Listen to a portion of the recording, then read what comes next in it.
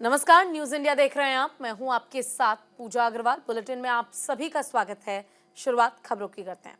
बिहार की राजनीति के लिए आज का दिन काफी अहम रहा। कई उठक पटक के बाद हलचल देखने को मिली। दरअसल बिहार विधानसभा में मुख्यमंत्री नीतीश कुमार का विश्वास मत पहले ध्वनि मत से और बाद में वोट के जरिए 129 विधायकों के समर्थन से पास हो गया है। वोटिंग से ठीक पहले नीतीश कुमार के भाषण के दौरान विपक्ष के सदस्य सदन से वॉकआउट कर बाहर चले गए। पार्टियों के हिसाब से सरकार को 128 विधायकों का समर्थन मिला, लेकिन उसे 129 वोट पड़े, जबकि आरजेडी के 3 विधायक चेतन आनंद, प्रहलाद यादव और नीलम देवी नीतीश के समर्थन में चले गए थे। महत्वपूर्ण यह है कि आरजेडी के स्पीकर अवध बिहारी चौधरी के खिलाफ अविश्वास प्रस्ताव पर वोटिंग के दौरान सरकार के साथ 125 विधायक ही खड़े हुए थे। सरकार के फ्लोर टेस्ट पर वोटिंग तक ये संख्या बढ़कर 129 हो गई। इससे ये भी साफ हुआ कि सत्ता पक्ष के विधायक सरकार के साथ रहे।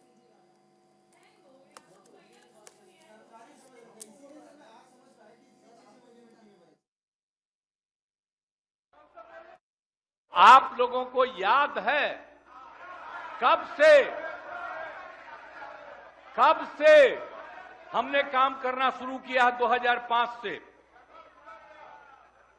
और 2005 से जब काम शुरू हुआ है और उसके बाद बिहार का कितना विकास हुआ है, और हमारे पहले इनके पिता को और इनकी माता को 15 साल तक काम करने का मौका मिला, तो क्या हुआ था बिहार में जी? क्या होता था?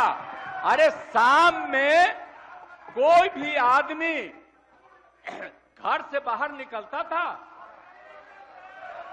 आप जरा सोच लीजिए, और कहीं कोई सड़क था, कहीं कोई रास्ता था, और जब हम लोगों को मौका मिला और ये बात करते हैं अपने को कि इनके साथ मुस्लिम है, तो कितना मुस्लिम हिंदू का झगड़ा होता था, और जब हम आए तो हिंदू मुस्लिम का झगड़ा बंद कराए। कब हुआ था? आज तक भूल जाना है। अगर इतिहास जानो, 5 के पहले तक का इतिहास जानो, और उसके बाद जिस तरह से मुसलमानों के साथ हुआ था कार्रवाई, और जो कुछ भी हुआ, तो 15 साल नहीं किए, और जब हमको मौका मिला तो हमने तुरंत उस पर कार्रवाई की। कौन सा काम है जो भूल? अब बताइए, कर्पूरी जी को मिला, हमको तो बहुत खुशी की बात है। कर्पूरी जी को मिला। आप कर्पूरी जी के साथ, हमारे पिता के साथ आप काम कर चुके हैं। आप उस वक्त थे, हम भले ही मेरा जन्म ना हुआ हो या हम बहुत छोटे होंगे, लेकिन आप तो जवान थे। आपको तो ये पता था कि कर्पूरी जी जब आरक्षण बढ़ाए थे, उनकी सरकार थी, तो जनसंघ जो था उस सरकार में था। जब कर्पूरी जी जब आरक्षण बढ़ा दिए, तो यही जनसंघ वाला ही ना कर्पूरी जी को मुख्यमंत्री पद से हटाया। कौन हटाया? और आप कहां बैठ गए? आप कर्पूरी जी का नाम लेते हो और आप कहां बैठ गए मुख्यमंत्री जी? और वही जनसंघ वाले, भाजपा वाले कहते थे, क्या बोलते थे, आरक्षण कहां से आई, कहां से आई? कर्पूरी जी, हम नहीं बोलेंगे, नहीं बोलेंगे, नहीं बोलेंगे, ये बोलते आप हैं। पंजाब हरियाणा के किसानों के दिल्ली मार्च को ध्यान में रखते हुए टिकरी, सिंघू और गाजीपुर बॉर्डर पर कंटीले तारों के अलावा कंक्रीट के ब्लॉक, बैरिकेड्स, सड़क पर किले और दूसरे अवरोधक लगाए गए हैं। साथ ही हजारों सुरक्षाकर्मी तैनात किए गए। साथ ही किसानों की मार्च को देखते हुए दिल्ली में धारा 144 लागू कर दी गई है। पुलिस कर्मियों की छुट्टियां रद्द कर दी गई हैं और पुलिस भी ज्यादा सतर्क हो गई है।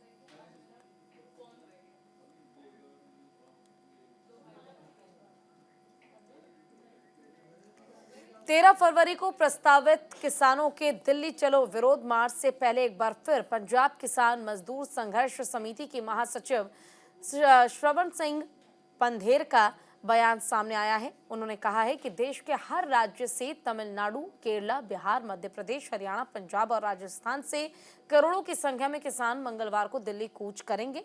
हमारी मांग है कि एमएसपी गारंटी कानून, स्वामीनाथन कमीशन की सिफारिशों को लागू किया जाए। गन्ने को C-200 के साथ जोड़ा जाना चाहिए। लखीमपुर खीरी हिंसा में मारे गए पीड़ितों को न्याय दिलवाया जाए।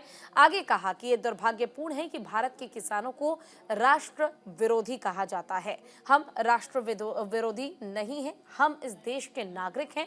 75 साल से हमारी मांग को नहीं सुना गया। हम शांति से आगे बढ़ेंगे और हमारा उद्देश्य है कि सरकार हमारी मांगों को सुने।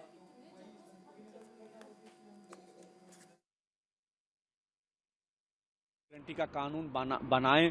डॉक्टर स्वामीनाथन कमीशन की रिपोर्ट के अनुसार फसलों के दाम दें, गन्ने को भी C-200 के साथ जोड़ दें और उसी के साथ जो लखीमपुर खीरी का इंसाफ मिलना चाहिए, सब केस वापस होने चाहिए, बिजली संशोधन बिल वापस लिया जाना चाहिए और पोल्यूशन एक्ट से खेती बाहर निकले, मनरेगा 200 दिन चले, 700 रुपया उनकी दिहाड़ी हो, आदिवासियों की जो संविधान की 5वीं सूची उसको लागू किया जाना चाहिए, फसली बीमा योजना सरकार अपने दम पर करे।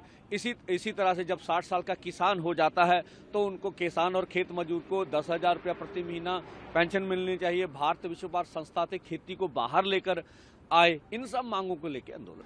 देखिए, मांगे वही हैं MSP। तो वहीं किसानों का दिल्ली चलो सिंघू बॉर्डर हरियाणा, गाजीपुर बॉर्डर दिल्ली, अंबाला पंजाब, टिकरी बॉर्डर हरियाणा, फतेहपुर साहिब पंजाब, इन तमाम जगहों पर विरोध देखने को मिल रहा है और उसकी तस्वीरें भी हम आपको दिखा रहे हैं। आप देख पाएंगे कि किस तरह से किसानों की ओर से लगातार विरोध किया जा रहा है। उनकी मांगे सुनी जाए, उनकी मांगे मानी जाए। 75 साल से लगातार उनकी मांग पर वो डटे हुए हैं, लेकिन सरकार कोई भी सुध नहीं ले रही है। ऐसे में अब बहुत ज्यादा जरूरी है कि सरकार हमारी मांगों को सुने और हमारी बातों की सुध ली जाए। लेकिन अब देखना यह होगा सरकार की ओर से इस पर क्या रुख नजर आता है। वहीं किसानों के विरोध प्रदर्शन पर हरियाणा के गृह मंत्री अनिल विज ने कहा कि किसान अन्नदाता हैं। इस देश के 140 करोड़ लोगों का पेट भरता है। केंद्र सरकार के 3 मंत्री दिल्ली से चंडीगढ़ आए हैं। पहले दौरे की बातचीत हो चुकी है और दूसरे दौर की बातचीत भी होने जा रही है। मुझे उम्मीद है कि इस मुद्दे को जल्द ही सुलझा लिया जाएगा। हरियाणा के लोगों की सुरक्षा और राज्य में शांति व्यवस्था बनाए रखने के लिए हम जो भी आवश्यक होगा वो करेंगे।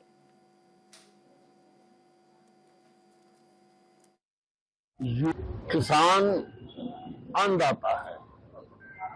इस देश के 140 करोड़ लोगों का पेट भरता है और मोदी सरकार ने, मोदी जी ने अब जो अपनी सरकार पे फोकस देने के लिए कहा है, गरीब, महिला, युवा और किसान, उसको फोकस एरिया माना है। और वैसे भी बातचीत चल रही है। 3 मंत्री केंद्र सरकार के दिल्ली से चलकर चंडीगढ़ आए हैं। पहले दौर की वार्ता हो चुकी है और अब दूसरे दौर की वार्ता भी होने जा रही है।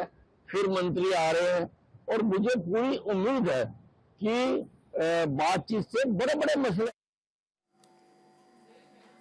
दिल्ली के मुख्यमंत्री अरविंद केजरीवाल और पंजाब के मुख्यमंत्री भगवंत मान ने अयोध्या में श्री राम लला के दर्शन किए और इस दौरान वहां महर्षि वाल्मीकि अंतर्राष्ट्रीय हवाई अड्डे पर चार्टर्ड प्लेन से पहुंचे।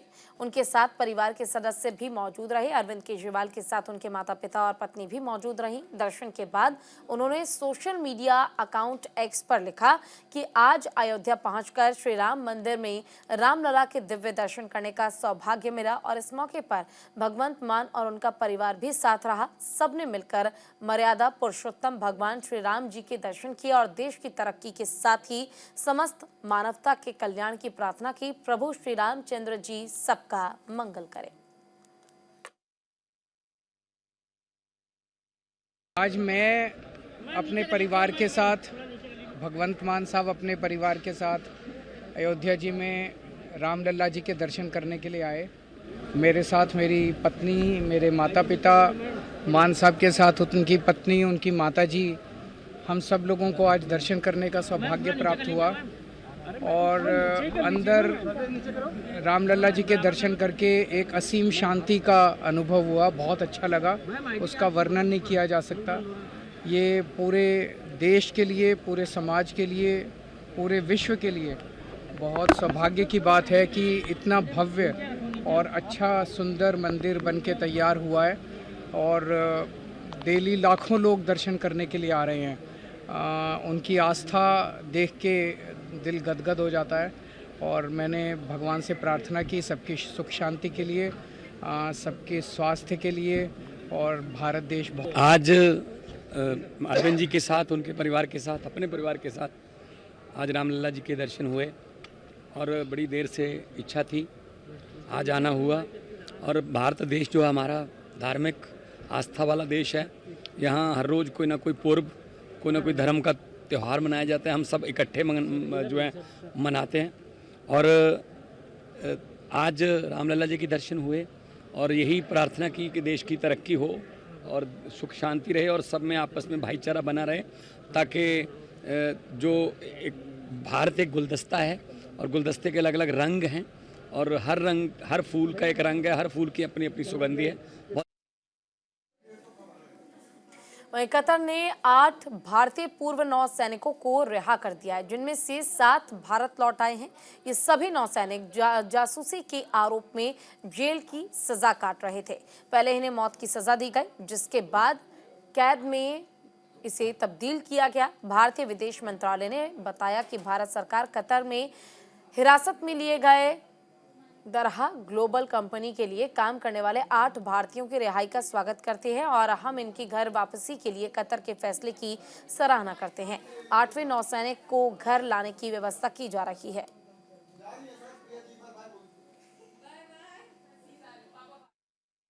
कि वापस इंडिया पहुंच गए हम सेफ एंड साउंड और definitely honourable prime minister Shri Modi को धन्यवाद करना चाहेंगे कि उनके पर्सनल इंटरवेंशन से ये पॉसिबल हुआ और गवर्नमेंट ऑफ कतार के हिज एक्सेलेंसी द अमीर को कि उन्होंने ये होने दिया।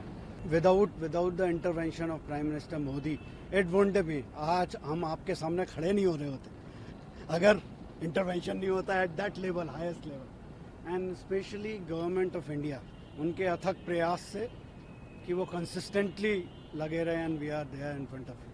बस ये कहना चाहेंगे कि ये वाले दिन का हम बहुत दिनों से वेट कर रहे थे और प्राइम मिनिस्टर मोदी और उनका पर्सनल इंटरवेंशन, उनका इंटरेक्शन, और एक और मौका लेना चाहता हूँ कि थैंक करूँगा अमीर को कतर के, जिनके उनके इंटरेक्शन के कारण आज हम यहाँ खड़े हैं, जिस दिन का हमें बहुत बेसब्री से इंतजार था। It's only possible due to the intervention of our Prime Minister and his personal interaction and involvement with the Amir of Qatar.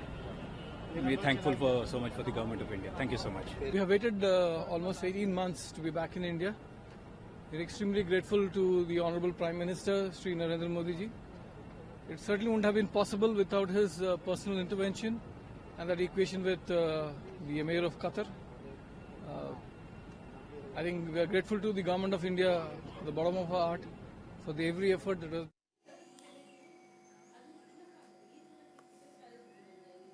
वहीं निम्स यूनिवर्सिटी जयपुर में आज कॉन्वोकेशन 2024 का आयोजन किया गया और इस मौके पर केंद्र मंत्री नितिन गडकरी मुख्य अतिथि के तौर पर मौजूद थे। इस खास कार्यक्रम में राजस्थान की डिप्टी सीएम दिया कुमारी और deputy CM doctor Premchand Bairwa भी खास मेहमान थे। कॉन्वोकेशन 2024 के लिए निम्स कैंपस पहुंचने पर केंद्रीय सड़क परिवहन मंत्री नितिन गडकरी का गर्मजोशी के साथ स्वागत किया गया। केंद्रीय मंत्री नितिन गडकरी ने दीप को प्रज्वलित करके कॉन्वोकेशन की शुरुआत की। इसके बाद निम्स यूनिवर्सिटी के चेयरमैन और चांसलर डॉक्टर बीएस तोमर ने तीनों नेताओं को गुलदस्ता देकर सम्मानित किया। वहीं इस मौके पर निम्स के चेयरमैन और चांसलर डॉक्टर बीएस तोमर ने सबसे पहले संबोधित करते हुए छात्रों के उज्जवल भविष्य की कामना की और छात्रों को जीवन में आगे बढ़ने का गुरु मंत्र भी दिया।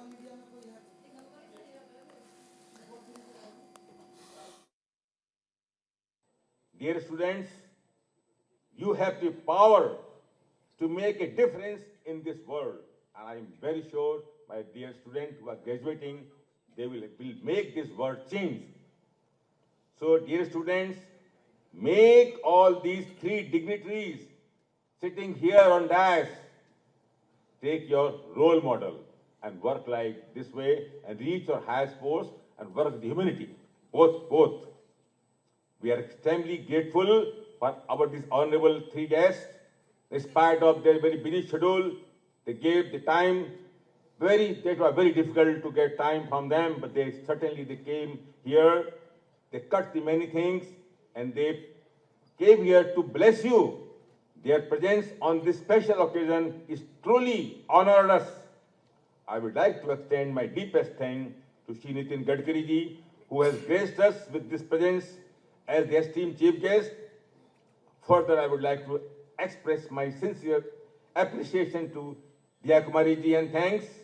I would like to extend my heartfelt gratitude to Dr. Prem Chand Bairwa ji and dearest student.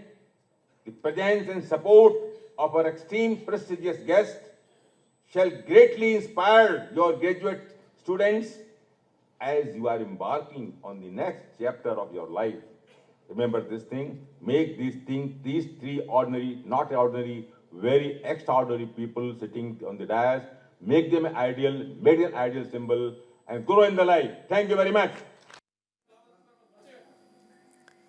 तो वहीं निम्स के कॉन्वोकेशन 2024 में छात्रों का उत्साह बढ़ाने के लिए निम्स के कुलपति और अध्यक्ष डॉक्टर BS तोमर ने क्या कहा, उनसे बात की हमारे सहयोगी मोनिका सिंह ने सुनी।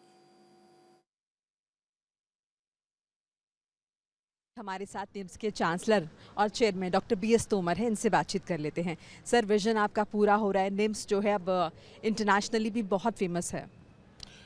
Thank you very much. Really, we are really transforming. NIMS is transforming now, and today I am very happy that our students who are getting graduated degree, and their degree has been conferred and honored and blessed by our Union Minister of Transport, Highways, Honorable Nitin Gadkari ji, in the presence of Honorable Deputy Chief Minister Diya Kumari ji and Deputy Chief Minister of Rajasthan, Bairwa Sahab. So really it was a great pleasure to our university, myself, and especially my budding special students who has been graduated from this university, and they have got a lot of blessing from these three dignitaries, and I told them, then you just follow them, their ideal, tell them in your heart that these three people who present here as a chief guest here and guest of honor, they are our ideal, and please follow them and become a great career in your life. Sir, Rajasthan के deputy CM doctor Bhairahawa ने भी साफ तौर पर कहा कि निम्स का जो कंट्रीब्यूशन है वो बहुत है स्वास्थ्य के क्षेत्र में, एजुकेशन के सेक्टर में, इसे कैसे देखते हैं आप? देखिए, सब बहुत दिनों से चल रहा है, NIMS really is performing very nice, and आज हम लोग जो है एक भारतवर्ष में मेडिकल के फील्ड में तो बहुत जानी मानी यूनिवर्सिटी हैं, उसके साथ ही हम इंजीनियरिंग टेक्नोलॉजी में भी बहुत आगे बढ़ रहे हैं। इंजीनियरिंग में हम लोगों ने बहुत अच्छा एडवांस टेक्नोलॉजी सेंटर स्टैब्लिश किया है, जहाँ artificial intelligence, machine learning, data science, cybernetics पर बहुत बड़ा काम हो रहा है। बहुत कोलैबोरेशंस हुए हैं हमारी विश्वख्यात यूनिवर्सिटियों से, John Hopkins, Harvard, King's College of London, many universities have joined together, European universities, and we are doing a lot of research together. I hope that our medical colleges and these other engineering colleges and all other colleges will very soon will be research-oriented colleges, and they will, my students will create. NIMS के convocation 2024 के खास कार्यक्रम को लेकर निम्स के director doctor अनुराग तोमर ने खास बातचीत की हमारी सहयोगी गीतू चौहान से, सुनिए। और इस वक्त हम मौजूद हैं निम्स यूनिवर्सिटी में, हमारे साथ मौजूद हैं निम्स के डायरेक्टर अनुराग तोमर जी। बात करते हैं उनसे, क्योंकि आज जिस तरह से हम देख रहे हैं दीक्षांत समारोह 2024 चल रहा है, कितना उत्साह बच्चों में आप देख पा रहे हैं, छात्रों में देख पा रहे हैं, और कितनी मेहनत इन्होंने की इस दिन को साकार करने के लिए? देखिए, बच्चों में बहुत उत्साह है, और ये आज जो कॉन्वोकेशन है, जैसे आप जानते हैं कॉन्वोकेशन क्या होता है, जो बच्चों ने पढ़ाई की है, जो भी उन्होंने हर अलग अलग कोर्स में पढ़ाई की है, उसकी आज उनको डिग्री मिल रही है। तो एक मतलब जो उनकी मेहनत है, उस मेहनत को उनको आज फल डिग्री के रूप में मिल रहा है। तो बच्चे तो उत्साहित हैं ही, पेरेंट्स भी उत्साहित हैं, और हमारे जो निम्स के हर कॉलेज के अलग अलग प्रिंसिपल हैं, फैकल्टी है, वो भी बहुत उत्साहित है, और सारा मैनेजमेंट तो उत्साहित है ही। जी अनुराग जी, हम देखते हैं छात्र यहाँ पर आते हैं तो क्योंकि हॉस्टल भी यहाँ पर है, और ऐसे में लगता है कि अब यहाँ पर पढ़ाई करनी होगी, उस वक्त शायद उत्साह उतना नहीं होता, लेकिन जब जाते हैं तो एक अटैचमेंट हो जाता है उस जगह से। अब हम देख रहे हैं यूनिवर्सिटी में आज इनका दीक्षांत समारोह है, जा रहे हैं, थोड़ा सा भावुक भी हो रहे हैं। बिल्कुल सही कह रहे हैं आप। जब शुरू में घर से आते हैं तो थोड़ा सा एक होम सिकनेस का फीलिंग रहता है, एक मिश्रित पल होते हैं, क्योंकि एक खुशी होती है उनको कि जो उनको कोर्स चाहिए था, जो उनको पढ़ना था, जैसे MBA करना है, डॉक्टरी करनी है, डेंटल करना है, तो उनको जो कोर्स चाहिए था वो उनको कोर्स मिल गया, तो इस चीज़ की तो उनको खुशी होती है। और थोड़ा सा घर से दूर रहने का, शुरू में माँ बाप से दूर रहने का थोड़ा सा होम सिकनेस सी फीलिंग आती है। लेकिन आके कैंपस में हमने कैंपस में सारी सुविधाएं दे रखी है, जिम है, स्विमिंग पूल है और भी बहुत सी फैसिलिटीज़ हैं। अलग अलग तरह के रेस्टोरेंट हैं, Chinese, continental, Indian, south Indian, मतलब सारी सुविधाएं स्टूडेंट्स की कैंपस में। जॉगिंग ट्रैक है, तो इसलिए जब वो यहाँ आते हैं और ग्रीन, आपने देखा ये बाहर पूरा ग्रीन एनवायरनमेंट है, पूरे पेड़ से हरियाली है, तो उससे आगे वो थोड़े दिनों में एडजस्ट हो जाते हैं। और इसी के साथ इस बुलेटिन में बस इतना ही। नमस्कार।